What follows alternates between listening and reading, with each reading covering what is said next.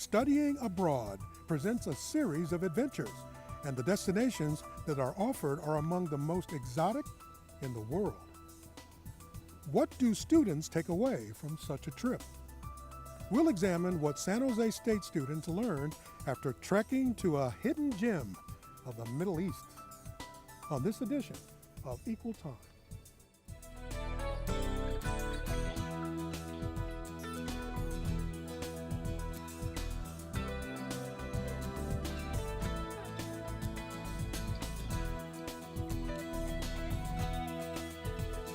San Jose State is encouraging students to study abroad. But why? Why can't they learn lessons right here on campus? Well, we're going to answer that question by exploring what a group learned as students when they left the cozy confines of this university for more than 2 weeks in Oman and the United Arab Emirates. They helped conduct interviews and shoot this piece led by journalism professor Diane Garazzi. My name is Sadiq Jawad Sulaiman. I am from Oman, and I've just entered into my 80th year. I do see this stage of life as very interesting in many ways. I hope one can keep one's health and, of course, awareness of the world around us. Today's world is becoming more aware of Oman. In the 19th century, it ruled over an empire stretching from the Arabian Peninsula down the east coast of Africa. But Oman fell into feudalism and isolationism until 1970, when Qaboos bin Zayed overthrew his father to become the Sultan. He boosted spending on health, education, and welfare. And now, once again, Oman is ready for the world stage. I have remembrances from 1940, and I can tell you it's another country, almost you might say, in terms of what development has taken place.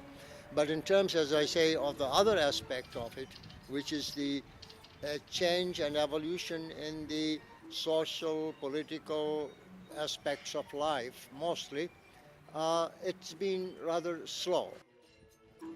Oman has remained under the world's radar the past few decades, while in the neighboring United Arab Emirates, Dubai has become a mecca for tourists.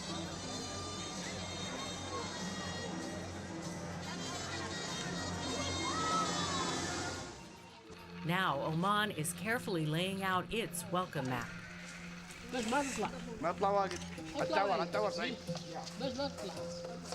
This country of untouched beauty is seeking to strike a balance basic to all humanity. There are two things every human being is engaged in all the time. One is to preserve oneself, the other is to enhance your fortunes.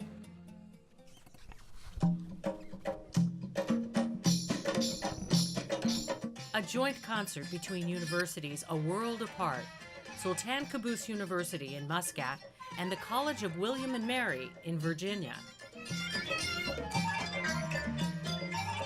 Some of the Americans indistinguishable from Omanis.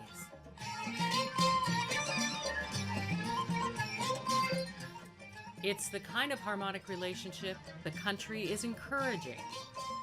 In Oman, we have this kind of idea that we really want to develop tourism, but not to open up too widely, and so we lose our identity and our core, like the traditions, the history itself. So it's like we are kind of open up to the outside world, but at the same time we are keeping up our traditions and whatever makes us unique in front of the whole world. Oman is meticulously restoring its forts and castles that date back to the 16th and 17th centuries. We lived here 16 years ago, and it was just a wreck then, and someone said they'd nearly finished it, so we thought we'd come up and have a look.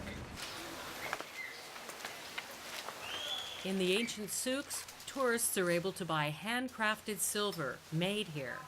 I make many pendant, necklace, earring, coffee pot.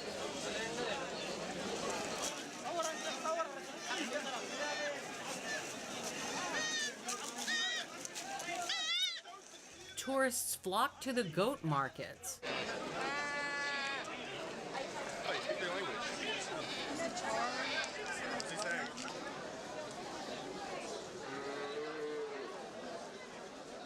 And the country showcasing remote villages. Who like to eat? And here the ladies make the sandalwood. Either sandal and with the saffron as a makeup. So they bring it as a piece. They bring it as a piece from outside, from the whole thing. Okay? Such attractions stand out in today's interconnected countries. There are more interconnected now than they have ever been. The systems are the same.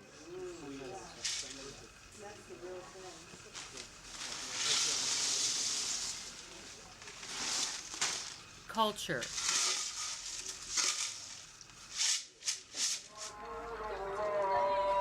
heritage,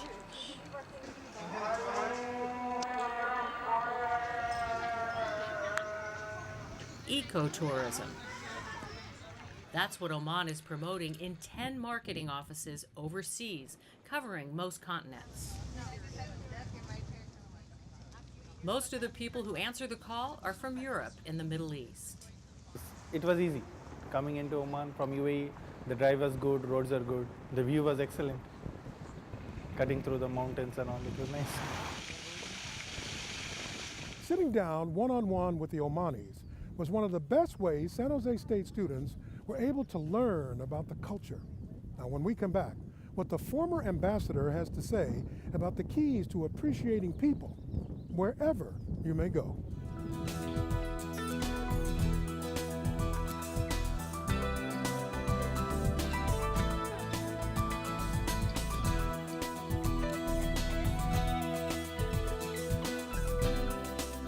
Welcome back. We've seen how San Jose State students traveling to the Middle East got more than just an educational experience as they studied abroad. They took in the culture in a powerful way. More now as they show us the differences between the two neighbors in the Middle East. Just a 5-hour drive from Muscat. Dubai, shiny and new. Shopping malls are the center of activity here.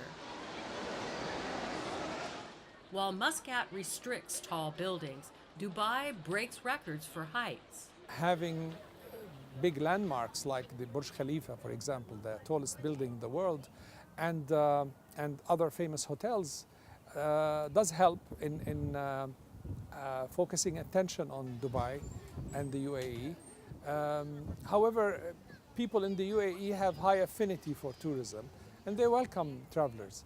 And I think that's very important in tourism, to have the local environment be receptive and welcoming. Yes, From Japan did you decide Dubai? because I always wanted to come, then see the all the tallest towers and desert. Every year they increase the size of the fireworks. For us, I think it's Dubai is Arabs, New York. Dubai is a unique case. In some ways, I do appreciate and admire it. And I admire it in this sense, that Dubai, with its commercial approach, let us say, has been able to bring together people from all areas of the world and somehow created a society which is which revolves around what people do rather than what people think. So if you walk in a mall, say in Dubai, you will find all kinds of people. And there will be people who even cannot talk to one another, but they all live the same lifestyle. There are pressing economic reasons for Oman to develop its tourist sector. Half of the country's citizens are under 20 years old. In the next 5 years, they will need 1 million jobs. Secondly, oil sector and gas are going to exhaust one day. So diversing the economy or even reducing the dependence on oil, I think the tourism sector is going to help a lot. Responding to the urgency, in 2001, the government opened the Oman Tourism College and instituted a Bachelor's of Tourism at Sultan Qaboos University. But in spite of all the efforts, little more than 2 million tourists have discovered Oman in even the best year, compared to 10 million for Dubai. It's almost 10 years, and we reached just this amount. No, the idea is not the quantity. The idea is the quality of the tourist or the type of tourist we are looking for. That's why Oman is one of the most expensive tourist destinations around the world. Quality, not quantity, key in the Omani way of life. You have to have a vision where you are going. And the vision always connects with where you have been before. So the Omanis, when they chart their own vision, they always remember who they are, where they have come from, what this country was about. What Oman is about suits these Canadian expats working here more than a year. Maybe it's something to say about the Abadi sect, which is the Islamic religious sect dominant here in Oman. You'd see that they're much more tolerant than other countries in the region. So you're not in Saudi where the Wahhabi movement with their different view or interpretation of Islam is taken to be extreme. The Abadi sect is so welcoming and open to others and warm and kind. It's an Arabic hospitality. Everyone talks about it, but it's over the top. It's like you show an interest in something and they welcome you like you're one of their own. It's really incredible. And that's what we call hurma, meaning it is forbidden for you to do anything that's harmful to the other person. We cannot do that. But if you just stand there and say, okay, I'm not harming anyone, fine, no. The other responsibility is to raise that person. After lunch, and they will come back at 4 o'clock. They have Thursday market, especially Thursday market also for the cattle. Aspects of Omani society will inevitably change as more tourists arrive and the governing powers evolve.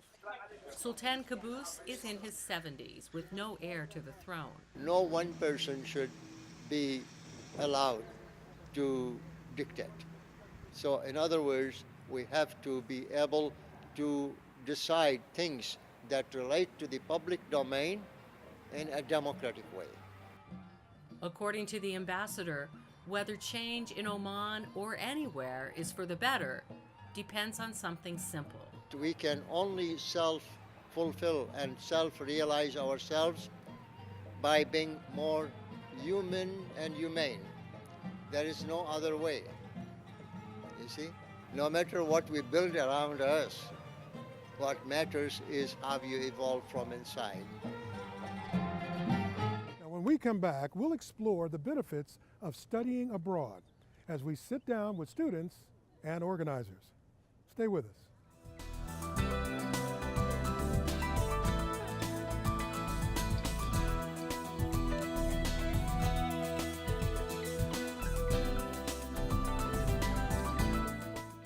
Welcome back to this edition of Equal Time. Today our focus is on international learning for our students at San Jose State University. Let's meet our guests. Hi, I'm Marcella, and I did the study abroad trip to Oman and Dubai. Hi, my name is Rebecca Williams, and I've been on the study abroad trip to Oman and Dubai. I'm Emilie Schmidt. I'm in charge of Global Education and Initiatives. I'm Pam Richardson. I'm the Acting Associate Dean of the College of Applied Sciences and Arts, and I'm responsible for our International Experience Initiative. I want to thank all of you for being here. The audience is aware for many, many years that students have studied abroad, but we're doing unique things here at San Jose State. And I want to start with Pam. Pam, you've helped to establish something in the College of Applied Sciences and Arts, and that is a series of departments that are now having it as a requirement. Let's talk about that.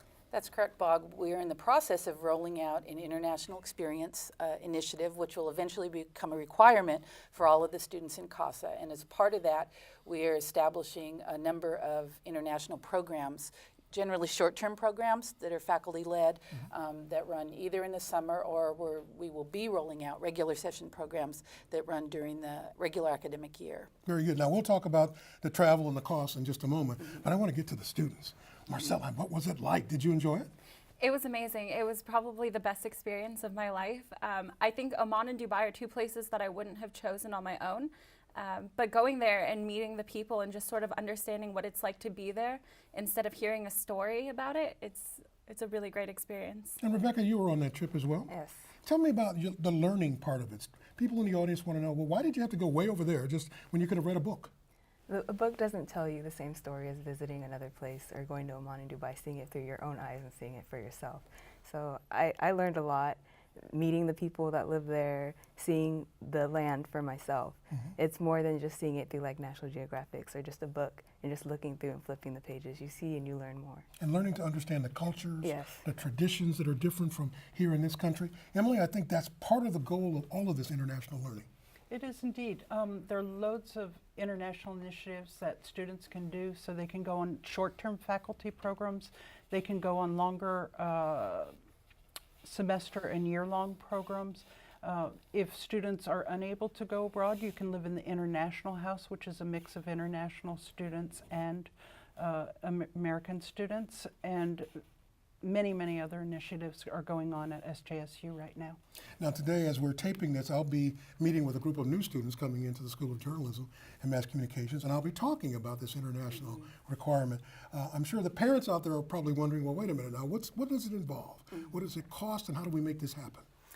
Well, as Emilie said, there's a lot of different options, and one of the things that we're trying to make sure of as we roll this program out is that we have a variety of choices for students. So students can go on longer term trips this semester abroad, a year abroad if they want, but we understand that for a lot of students that's not possible. Right. So we want to make sure that there are plenty of short-term programs similar to the Oman trip that the students went on, so they can go abroad for a shorter period of time in a guided setting with an instructor who can help them understand it in context of their discipline and of their major. So we have a lot of programs that are going to meet general education requirements and are kind of more general cultural learning. But in addition to that, we have programs specifically in different departments, including yours, that allow students the opportunity to engage in activities and learn about the profession and the discipline in other countries and with, in some cases, with students from other countries. Very good. Now, as the director of the journalism school, I'm thrilled to have our students go do these trips. I always worry about certain concerns, so I want to ask you all about that. When you get off the plane and you get into another country that you've only read about, how do you feel? What takes place in your mind? I have to say, at first I was a little lost because I don't know the language. I don't know Arabic as much, and just trying to understand and get around. You get the hang of it after a while. Were people engaging or were they standoffish? How did it come across? I think people were engaging. I mean, if I asked a question like, "Oh, where do I go?" they would answer. And Oman, how did it look in terms of economics? Poor country, rich country? How did it look to you, Marcella? It depends, because if you go into the capital, Muscat, everything is beautiful, it's new, it's really nice. But then you go into the villages, and we went to Nizwan, we went into a village that was being built, and it does look a little bit poor, but people are very friendly. And when it came time to actually drill down and do what you do, journalism and communications, were people engaging enough to want to answer your questions? Were they a little halted by it? Because they may not be used to the American style of interaction. I do think that people were intrigued by us. We went to the souks, which are like the markets, and people wanted to talk to us. I know someone asked to take a picture with me because I was American, and you know, I think people do want to know about where we come from and our culture. Very good, and that's what we're hoping for, is that we'll open up a dialogue that'll be an engagement for a lifetime. But are there any challenges that you've encountered, Emilie, as you've done these over time and how we set these things up? Because what are the precautions I think people want to know have you taken into account before they go? I think we do pre-orientation, which informs students about what they need to be looking for, cultural sensitivity, and then a lot of practical information about how to pack, how to get your passport and things. So students pretty much know what they should be doing, and then of course there are delightful surprises on the ground. Like what? What happens? Oh, many, many things happen.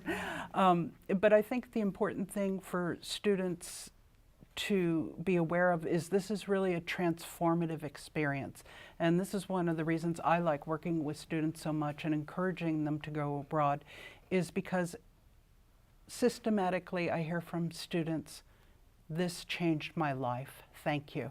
So maybe you're a doctor and you hear that often, but I can't think of any other profession where you hear constantly, this experience changed my life. That's one of the exciting things about higher education. It should have that impact. Did it change your life? Absolutely. And I wanted to throw in that everyone who I've spoken to about their study abroad experience has never said a bad thing. They've always said that they missed it and they want to go back and it was the best experience of their lives. So I definitely think that it's a great opportunity if you can study abroad. And Emilie said there's something about surprises that happened. Did you guys have any surprises? Pleasant surprises. Tell us, give us some examples. Well, the food was really great. I mean, we had biryani a lot. And I can't think of any negative surprises. It was a really good experience. And I would imagine the people want you to try things because they believe that's why you're there. Yeah. And was the group willing to do that? I would say so. A good majority of us were very willing to try out the new culture, new food, new anything. And exploration. Yes. When you went out, because we're journalists, we're media people, we want to find out, we want to see what's going on, and we don't really want someone controlling our travels. We really want to have that freedom of choice. Did you experience that? Absolutely. They gave us freedom. There was one day where like half of our group broke off and went to one side of Dubai and the other went to another side. And it was nice. You know, we each had like separate experiences. And then at night we came home and sort of talked about what we did. Very good. Now, journalism and mass communications had 4 planned for this summer, of summer of 15, Istanbul, Paris, Madrid, and Florence. That's very ambitious on our part. Are all of the departments in CASA doing that? Yeah, basically, all of the departments either have programs established or they're in the process of developing them. And it's really amazing to see the creativity and just really exciting courses that are being developed in all of the departments, and with many different locations, many different emphases of the courses, many different types of experiences, everything from clinical nursing courses to the journalism courses to culturally oriented courses. And it's very exciting to see what our faculty are coming up with and how excited the students are getting about the programs. And I really like the fact that our department can work with another department and broaden the learning experience for you, for the faculty, and everybody who goes on board. Setting these things up, how challenging is that, Emilie? Who do you work with to make all of these things happen? Well, there are 2 components. One, obviously, is working with the faculty members and making sure that they've established a realistic budget for the students, that housing and insurance and important security issues are dealt with before the students leave. And then working with the students and make sure that they have looked into the programs, what the academic components are to the program, whether they can get credit in their particular major, because students don't just stay in their colleges, they go across the board university-wide. And some of the programs they get upper GE credits for it, other ones have lesser requirements. So there are really things offered across the board university-wide, and it's exciting to see students go to different departments and different destinations than they might just staying within their colleges. And I think it's exciting for the faculty because this is the sort of thing we don't normally plan, but now we're going to be making that part of our regular planning in the future. Will we have options, though? Will it always be in the summer, or how will it work? There are the faculty-led programs in the summer, but we also are in the process of have received approval to begin offering classes in what are called an embedded study abroad model during regular sessions. So they would be offered during fall or spring as a regular course, and at some point the instructor would take the students abroad. So in spring that would typically occur over spring break. It might also occur right before classes start, so they would actually start the course by going abroad for a couple of weeks and then handle the rest of the academic work of the course during the subsequent semester.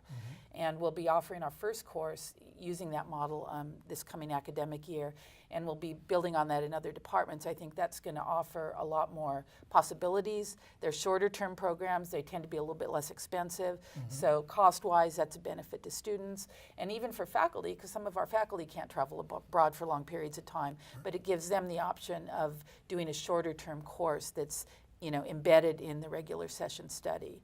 And I also want to say with the CASA initiative, we are making it a point to develop courses for which students will get credit towards the major. So whether they're general ed requirements, whether they're electives in the major or required courses in the major, the students will progress towards their degree while they're on the study abroad. So they're That's not most important. Yeah, so they're not extra units or units that they can't use towards their degree, that it'll help them in their progression towards their degree. So it's not a joyride, it's not a vacation. Right. It's truly purposeful for that degree Yeah, program. very I understand definitely. San Diego State is doing something like this. Yes. Other CSUs are doing this? San Diego State has this requirement in their College of Health and Human Services. To my knowledge, that's the only other entity within the California State University system that has it as a requirement. Of course, every university has study abroad options for their students. Exactly. And for the students, you just heard the options where we may broaden it out now and have it during the course of a fall semester or a spring semester. How do you see that working for you? Well, I'm graduating in May. But Well, for students in the future. I think it's a great idea. Personally, my minor is global studies, and so we do a lot of reading, and we do a lot of reading books that are about other countries. And so if you got to be in that country and experience it while you're reading this book about it, I think that could be a valuable experience. And when you talk to your parents about this, or the people who are going to help pay for this to make you go, how do you explain it to them so they'll understand it's not a vacation? Well, my family, were very adventurous. We love to travel. So explaining to them that traveling for my education, they love it. They think it's a very good Do they worry advantage. about the cost, though, your parents, when they figure out how much this may be? They do. They say, wow, that's the cost, but if it's worth it, and you see an advantage to it for your degree, to your life, to how you live, your culture, then do it. And is the idea going to filter down someday maybe to high schools and community colleges that say, now when you get to San Jose State, this is a requirement, but this is something as a positive, as opposed to, oh, we have to do that too? How do you make it a positive when you message that to future students? Well, nowadays we interact with everyone from all over the world, so I feel like you need to have that experience of traveling abroad and getting to understand a different culture, because you're going to be working with people in the Middle East and Asia and China and everywhere you could imagine your entire life. Very good. And for the administration, it understands that we are situated in Silicon Valley.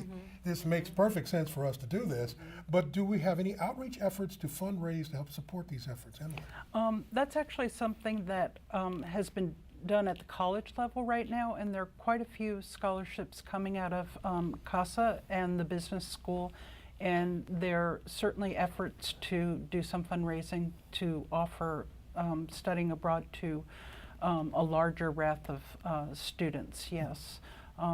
The other thing that the semester and year-long programs traditionally tell students is that even though it seems that it will be quite costly, you pay tuition at SJSU to go away for a semester or a year, and another student in a foreign country is paying their home tuition.